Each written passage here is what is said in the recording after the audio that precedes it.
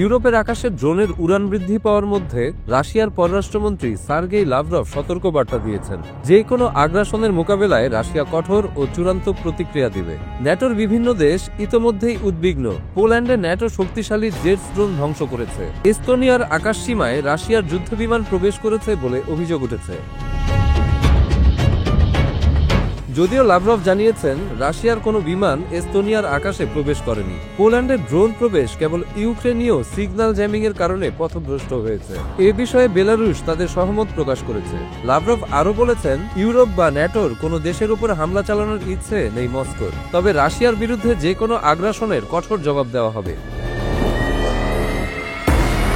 ডেনমার্কে সাম্প্রতিক সপ্তাহান্তে গুরুত্বপূর্ণ সামরিক স্থাপনার উপর ড্রোন লক্ষ্য করা গেছে। স্কোয়াড্রপ এয়ারবেস এবং জুটল্যান্ড ড্রাগুন রেজিমেন্ট এলাকায় ড্রোন দেখা গেছে। স্থানীয় গণমাধ্যমগুলোতেও একই ঘটনা রিপোর্ট করা হয়েছে।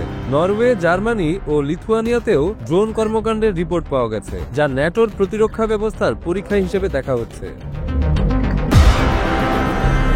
ডেনমার্কের বিচারমন্ত্রী পিটার হুমেলগার্ড ড্রোন অভিযানকে ভয় ও বিভাজন ছড়ানোর চেষ্টা হিসেবে আখ্যা দিয়েছেন। তিনি নতুন আইন প্রণয়নেরও প্রতিশ্রুতি দিয়েছেন, যা অবকাঠামো পরিচালকদের ড্রোনকে ধ্বংস করার ক্ষমতা দেবে। এটি আগের হাইব্রিড আক্রমণ এবং বিমানবন্দর সাময়িক বন্ধের ঘটনার পরিপূরক। ইউরোপীয় কর্মকর্তারা অভিযোগ করছেন, মস্কো হাইব্রিড আক্রমণের মাধ্যমে মহাদেশের আকাশ প্রতিরক্ষার দুর্বলতা পরীক্ষা করছে। প্রতিক্রিয়ায় দেশগুলো মহাদেশব্যাপী ড্রোন ওয়াল নির্মাণের পরিকল্পনা করছে। পোল্যান্ড ইতোমধ্যেই রাশিয়ার সঙ্গে যুক্ত ড্রোন ধ্বংস করেছে এবং তাদের সামরিক ক্ষমতা সম্প্রসারণের ঘোষণা দিয়েছে। ভূমিকা আরো জটিল হয়েছে যখন রাশিয়া ফ্রান্সের রাষ্ট্রদূতকে বলেছেন রাশিয়ার বিমান ধ্বংস করলে তা যুদ্ধের সমতুল্য হবে। একদিন আগে লাভরভ অভিযোগ করেছেন ন্যাটো মস্কোর বিরুদ্ধে বাস্তব যুদ্ধ চালাচ্ছে এবং ইউক্রেন সংঘাতে সরাসরি জড়িত। ফেব্রুয়ারি 2022 সাল থেকে রাশিয়ার একপাক্ষিক আক্রমণ ইউক্রেনে শুরু হয় এবং তা শেষ হওয়ার কোনো চিহ্ন দেখা যাচ্ছে না। প্রেসিডেন্ট ডোনাল্ড ট্রাম্প এবং ইউরোপীয় নেতাদের শান্তি চুক্তি প্রভাব সত্ত্বেও পরিস্থিতির কোনো পরিবর্তন হয়নি, বরং রাশিয়া তাদের হামলা আরও বাড়িয়েছে।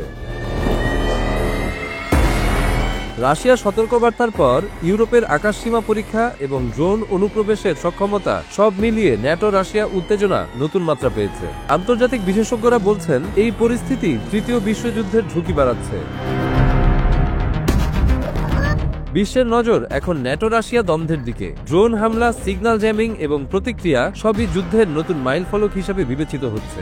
ইউরোপের নিরাপত্তা ব্যবস্থার প্রতি রাশিয়ার চ্যালেঞ্জ আরও দীর্ঘমেয়াদী উত্তপ্ত পরিস্থিতির ইঙ্গিত দিচ্ছে।